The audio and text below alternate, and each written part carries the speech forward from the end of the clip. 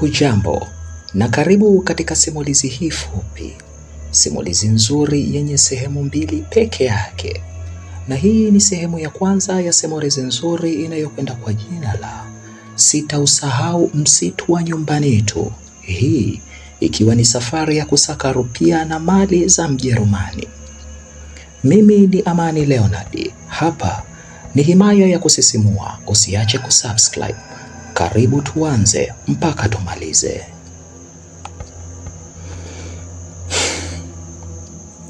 Tuliumbwa kushinda njaa, ila sio kuizoea. Na kila jasho la mtafutaji linaacha alama katika maisha. Alafu usiamini kila bidii imehusisha ushauri. Kama sisi wanne watu wazima tumeshauriana, hiyo inatosha. Tuondoke Gabu, mbona kinyonge mtu wangu? Haya ni maneno ya kijasiri aliyokuwa akinipatia rafiki yangu wa damu akiwa na wenzangu wengine wawili, Frenki pamoja na Faridi, na lengo la kunipatia maneno haya ni kuweza kunishawishi kukubaliana nao katika swala la kwenda katika msitu wa Nyumbani Tu. Hii ni katika harakati za kwenda kusaka mali za Mjerumani ambazo zinasadikika ziliachwa kwenye mapango makubwa ndani ya msitu huo uliopo katika mkoa wa Njombe kwa miaka mingi sasa.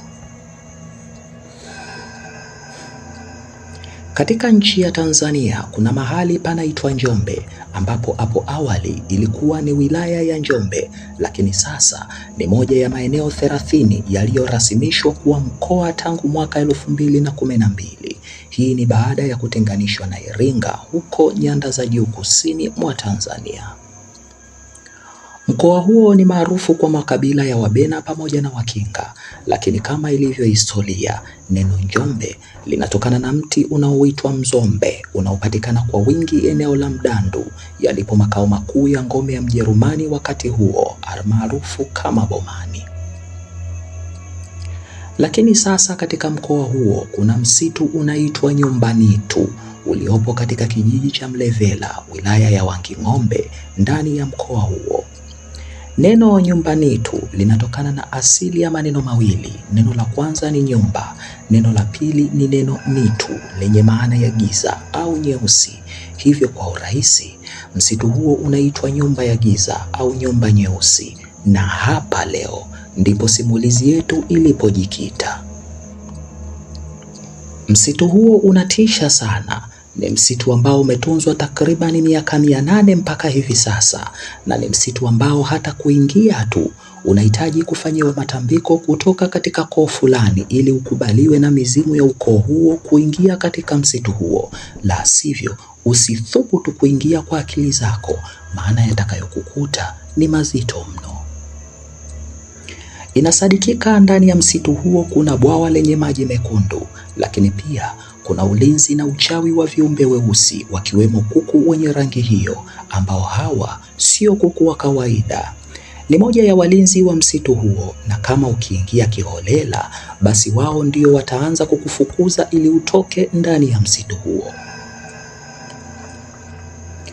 Wapo watu waliojaribu kuufyeka msitu huo wote kipindi cha zamani sana, na waliweza kuulima kwa ajili ya miradi yao ya maendeleo. Lakini palipopambazuka asubuhi walishangaa kuona kama hapajaguswa, yani msitu umerudi vile vile, na hapo ndo ukawa ushuhuda wa kwanza kabisa kwa hakika msitu huo ulikuwa sio wa kawaida. Katika msitu huo kuna habari kwamba kuna hazina na mali za Mjerumani ambazo Mjerumani aliziacha kwa miaka mingi nyuma akiamini atarudi, lakini haikuwa hivyo hadi hivi sasa. Na mali hizo zipo ndani ya moja kati ya mapango makubwa yaliyokuwepo ndani ya msitu huo wa Nyumbani Tu, na mali hizo zimeweza kuzindikwa kwa mazindiko makubwa sana ambayo sio rahisi kwa mtu yoyote kuweza kufikia mali hizo zilipo. Yupo mzee mmoja aliyeitwa Mzee Musa ambaye alikuwa ni tajiri sana katika kata ya Uwemba iliyopo Njombe mjini, na katika maeneo yote ya Sagomile, Matalawe na Kinyangesi.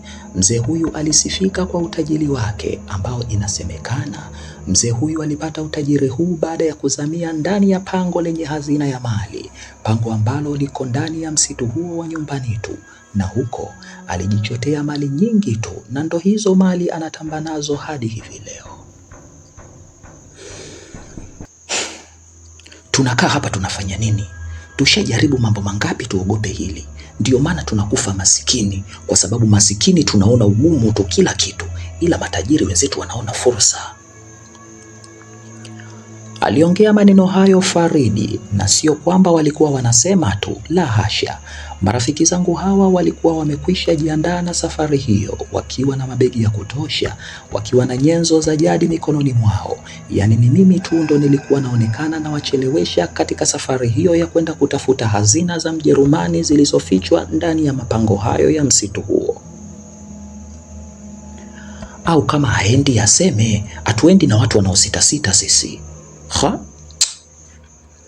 Ni kauli ya mwisho ya Frenki, ambapo kauli hii ilinifanya niinuke na niliweza kuwatizama marafiki zangu hawa watatu kwa ghadhabu, kisha nikawauliza, mnachukulia rahisi sio? Hamjawahi kusikia kuwa hakuna aliyeingia katika msitu wa Nyumbanitu akarudi akiwa timamu kimaumbile? Hamjui kuwa ndani ya msitu watu hurudi wakiwa wamepoteza hata akili zao? Hamjui kuwa mapango ya kutisha yaliyo ndani ya msitu wa Nyumbanitu hukusanya damu za wenye tamaa na mali? Hakuna asiyetaka pesa, lakini nani yuko tayari kuacha roho? Niliongea hivyo, lakini hakuna aliyenijibu. Wote walikuwa kimya tu. Kisha nikaingia ndani nikiwa na hasira sana, na hapo niliweza kubeba begi langu na kuanza safari ya kwenda huko wanapolazimisha twende, na hapo wote wakaanza kunifuata nyuma. Hatukwenda kufanyiwa tambiko lolote, hatukwenda kusaka ushauri wa aina yoyote. Tuliamini katika akili zetu binafsi. Na hapo, baada ya safari ya mwendo wa muda mrefu, tulikuwa tumekaribia kabisa kuingia ndani ya msitu huo wa Nyumbanitu, almaarufu kama nyumba ya giza kwa Kiswahili sanifu. Na hapo tukajikuta tumesimama nje ya msitu huo kwa dakika kadhaa bila hata kuongeleshana, tukiutizama tu na bila hata kufanya maamuzi yoyote kwa wakati huo. Tukiwa hapo tunajiandaa kuingia ndani ya msitu huo, nilimuona rafiki yangu wa damu ambaye alikuwa akinihimiza twende ndani ya msitu huo kusaka mali za Mjerumani. Yeye ndiyo alionekana kuwa na hofu zaidi kuliko mimi niliyekuwa nahimizwa kwenda.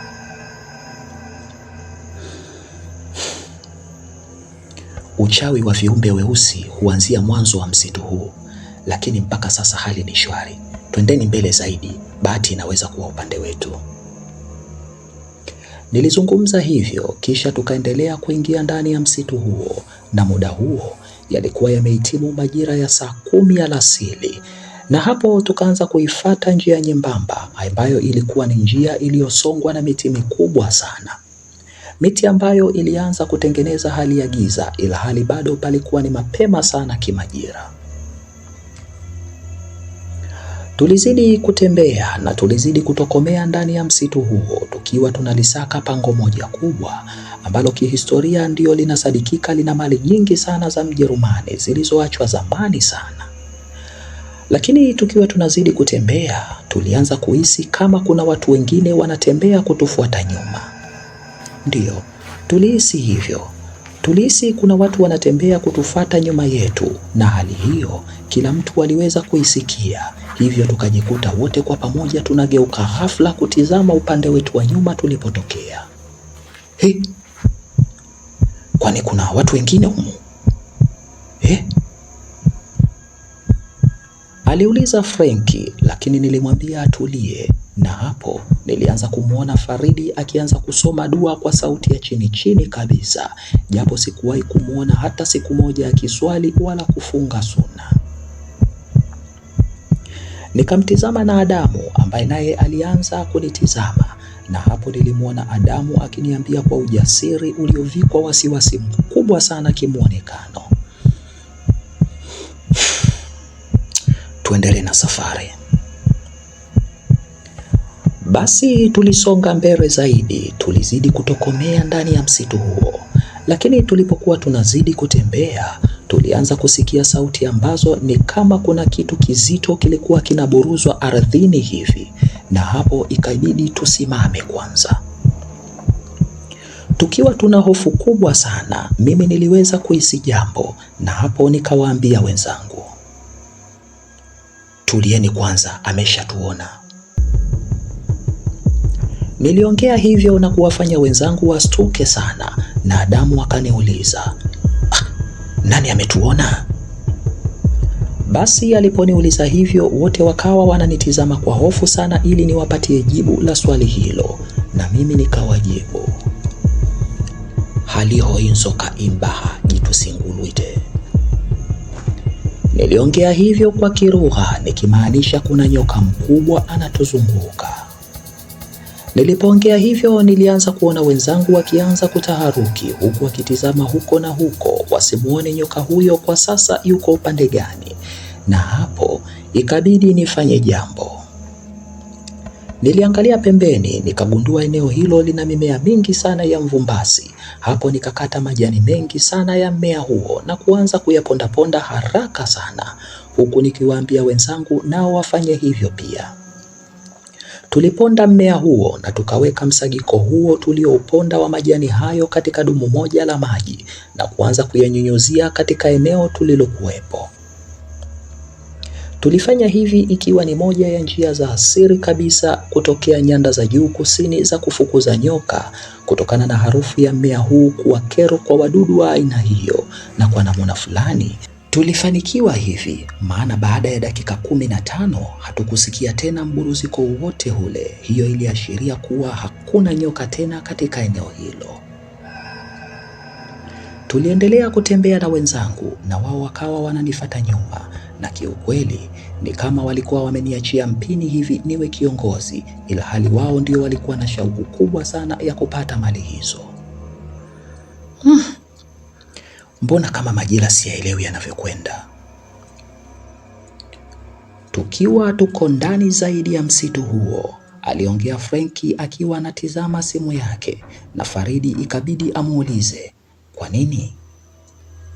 Alipomuuliza hivyo, Frenki akajibu, kwani imeshafika saa 6 kamili usiku mara hii? Aliongea hivyo Frenki na kufanya wote tutoe simu zetu tuweze kutizama muda huo. Ni kweli, saa zote zilikuwa zinasema saa 6 kamili usiku, na wote tukiwa tunaushangaa muda huo, Adamu aliweza kuongea jambo ambalo likatuweka katika tafakuri kidogo na kuanza uchunguzi.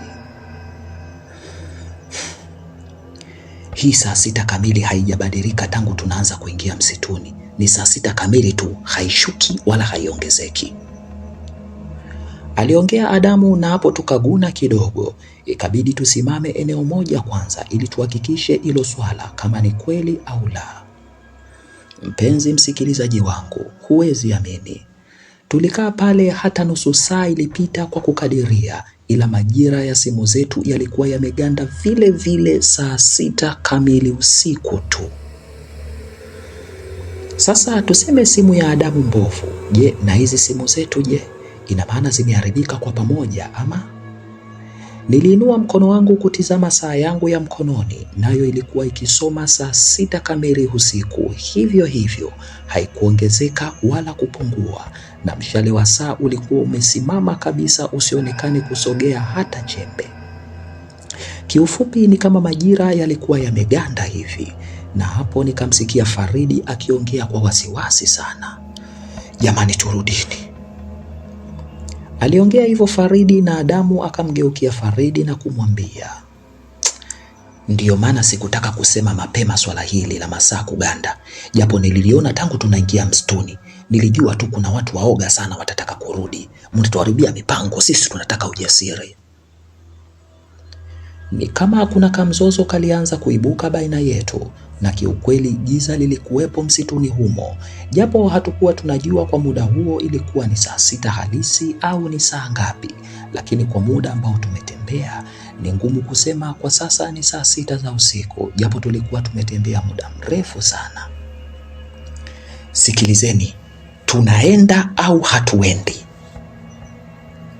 Nilioji hivyo kuwasikiliza wenzangu ambao walikuwa wanaendelea kuzozana wenyewe kwa wenyewe. Nilitaka kujua tunaendelea na safari au la, lakini nilipouliza hivyo Tulishangaa kusikia mtu akitujibu tofauti na sisi tuliokuwepo eneo hilo, tena kwa sauti nzito sana. Tunaenda. Nilimuona Faridi akitoka mbio katika eneo hilo, lakini kabla hajafika mbali, tuliona akichotwa na kitu kisichoonekana na aliweza kuvutwa juu kwa kasi sana, huku akipiga kelele akitaka tumsaidie. Lakini hakuna aliyethubutu kusogea. Tulibaki eneo hilo na kila mtu akiwa kajificha mahali kwake kwa hofu sana. Na hapo tulichokiona ni viungo vya Faridi vikiwa vinaangushwa kutokea juu alipokuwa amevutwa na kitu hicho kisichoonekana. Na hapo tunaweza kusema kitu hicho kilikuwa kimemgawanya vipande vipande na kuweza kumuua kikatili sana rafiki yetu Faridi. Mama yangu, mama yangu, Mungu tusaidie, Mungu tusaidie. Alikuwa akiongea Adamu pale alipojificha, na wote bado tulikuwa hatujatoka katika maeneo tuliokuwepo tumejificha. Bado tulikuwa tumebana katika maeneo hayo hayo tu. Tulikaa kwa muda maeneo hayo tulipojibanza, na nilipotizama saa yangu bado majira yalisalia vile vile saa 6 kamili usiku. Hapo kwanza nikaguna kabla ya kumeza mate.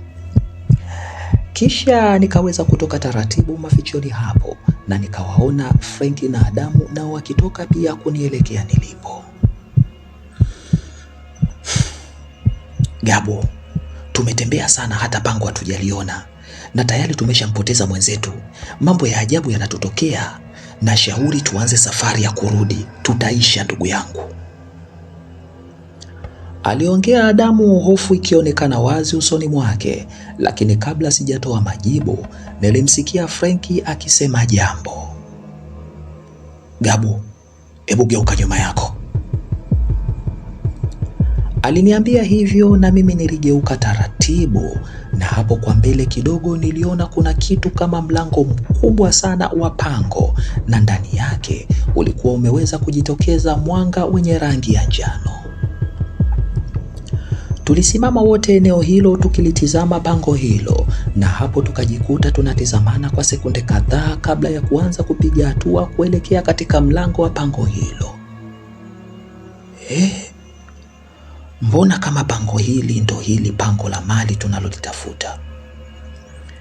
Alijisemea Adamu baada ya kuona mwanga huo wa njano ukitokea ndani ya pango hilo. Na hapo Adamu alikuwa kashasahau kuwa tumetoka kumpoteza mwenzetu dakika chache tu zilizopita nyuma. Kuwa makini, unaweza kuwa mtego huo. Nilimwambia hivyo Adamu, lakini hakujali sana. Alianza kupiga hatua kwenda katika pango hilo, huku mimi na Frenki tukiwa tunaenda kwa tahadhari zaidi. Tulikaribia mpaka katika pango hilo, lakini cha ajabu, ule mwanga wa njano tuliokuwa tunauona ukitokea ndani ya pango lile ulizidi kupotea kwa kadiri tulivyokuwa tunalisogelea pango hilo, na mpaka kufika pale palikuwa hakuna mwanga huo kabisa. Tulilisogelea pango lile, tukasimama nje ya mlango wa pango hilo, huku tukiwa bado tunasita kuingia ndani ya pango hilo, na hapo niliona Adamu akioji swali. Uko wapi ule mwanga tena wa njano? Hakuna aliyeweza kujibu swali hilo, sio mimi wala Frenki, na hapo sikutaka kuongea sana, japo kuna kitu niliweza kukikumbuka. Nilifungua begi langu na kutoa tochi yangu kubwa, kwani giza lilikuwa linazidi kuwa kubwa katika eneo hilo, na hapo nikawa namulika ndani ya pango hilo. Ndiyo, nilifanya hivyo, na hapo nikawaona Adamu na Frenki nao wakitoa tochi zao kuanza kumulika taratibu ndani ya pango hilo, na hapo tukaanza kupiga hatua za kuingia ndani humo. Nakumbuka niliwahi kuambiwa moja kati ya sifa za pango lililohifadhiwa mali na rukia za Mjerumani ni mwanga wa rangi ya dhahabu na uwepo wa popo kubwa sana. Niliongea hivyo na Frenki akajibu kwa haraka sana. Mwanga wa dhahabu tumekwisha uona hapo mlangoni, labda hao popo waku. Aliishia kuongea hivyo Frenki. Ndiyo, aliishia kuongea hivyo. Alipotaka kumalizia kauli yake, yalijitokeza mapopo makubwa sana. Ni kama tulikuwa tumewakurupua hivi katika hayo maficho yao, na walikuwa mapopo wengi sana kiasi ambacho tulilazimika kulala chini ili kuruhusu popo wao kuweza kupita na kutoka nje ya pango hilo. Mapopo yalikuwa makubwa na mengi sana kiasi cha kulala chini kwa muda mrefu, hata lisali moja lilipita kwa makadirio tukiwa tumejilaza tu chini. Gabu! Gabu! Gabu, mko wapi?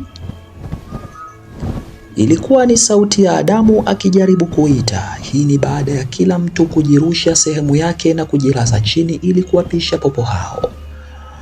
Lakini hata hivyo sikuweza kumwelewa vizuri kutokana na sauti kubwa za mbawa za popo hao ziliweza kuvuruga kabisa usikivu wa eneo hilo. Hivyo sikuweza kumsikia kabisa alikuwa anazungumza nini rafiki yangu huyo. Tuliweza kuinuka baada ya hali kuwa shwari na kila mtu alikuwa salama kabisa. Hakuna aliyeweza kudhuriwa kutokana na kutibuka kwa mapopo hayo, na hapo nikamuona rafiki yangu Frenki akicheka sana.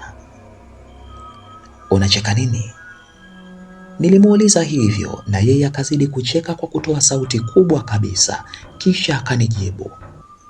Pango ndo hili Gabu, lenye mali na rupia, ishara ya mwanga wa njano mlangoni na popo wakubwa ndio hawa. Sasa si ndio tumewini? Tumeshalifikia pango husika. Aliongea hivyo na hapo nikamuona na Adamu naye akicheka, na yeye alikuwa akicheka ishara ya ushindi, kuonyesha kwamba pengine tumefanikiwa kwa asilimia kadhaa kuweza kuzipata dhahabu hizo. Lakini nikawaambia jambo. Kwa ishara tulizoziona, bila shaka pango ndio hili, ila mali ziko mbali sana, ziko ndani zaidi ya pango hili. Bado tuna safari ndefu sana. Nilimwambia hivyo, kisha nikabeba begi langu kuendelea na safari ya kuzama ndani kabisa ya pango hilo. Lakini kabla hatujapiga hatua hata 5 hivi, kuna kitu nilikiona. Ndiyo, kuna kitu nilikiona kupitia mwanga wa tochi niliyokuwa nimeibeba. Ilikuwa ni moja kati ya majabali au jiwe kubwa lililokuwepo ndani ya pango hilo. Jiwe hilo lilikuwa limeandikwa kwa mtindo wa kukwaruzwa hivi. Sikuona vizuri hapo awali, lakini haya maneno yaliyoandikwa ilibidi nisogee niyaone vizuri, na wote tukajikuta tunasogelewa jiwe hilo na kuanza kuangalia kilichoandikwa juu ya jiwe hilo. Ndiyo, jiwe hili gumu lilikuwa limeandikwa majina yetu. Yaani jina la kwanza lilikuwa la kwangu, Gabu. Kwa chini kidogo liliandikwa jina la Frenki. Jina la tatu lililofuata ni Adamu. Na mwisho kabisa aliandikwa rafiki yetu marehemu Faridi. Lakini huyo jina lake lilikuwa limewekewa mchoro wa X au kosa, ikiashiria kwamba hayupo. Kiukweli nilishangaa sana, na hapo nikamsikia rafiki yangu Frenki akisema, ina maana kuna mtu anatufuatilia kiasi cha kujua uwepo wetu ndani ya msitu huu. Aliongea hivyo Frenki, na hofu ilikuwa imemkaba sana na haikujificha kabisa. Na hapo nikamuona Adamu anabeba begi lake ili kuweza kurudi alipotoka. Alikuwa amekwisha shindwa kuendelea na safari hiyo. Alikuwa anataka kuondoka ili atafute njia ya kurudi nyumbani. Lakini alipojaribu tu kutoka, tulishangaa kuona pango hilo likijifunga kabisa, na hapakuwa na njia ya kutoka tena. Mungu wangu.